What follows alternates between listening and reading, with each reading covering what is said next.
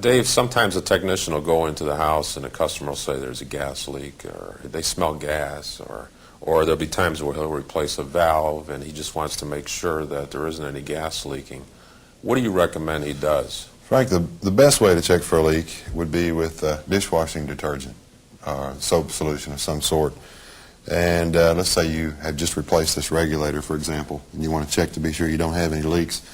Simple thing to do would be to take a paper towel, a little bit of dishwashing detergent, put some on that towel there, and put it on the area where you suspect the leak or where you want to check the leak, and put a little water with it.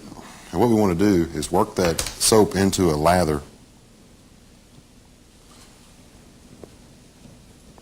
Okay, let me turn a valve on here. Okay. Now, you did simulate a leak here, right? Right, we did.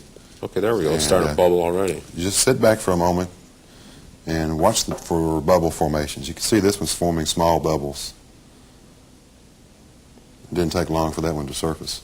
So we know that one's loose. We need to tighten that up. Right. So small leaks may take a moment before you get the bubble like that. Mm-hmm. This one's a pretty good leak. There are other methods. There's electronic leak sniffers. Some of the techs have them. Some of the zones have already purchased some of those. Where you run into problems with those is they are extremely sensitive. There is some leakage that will come out of that regulator, and it's normal. We're allowed so much leakage by AGA.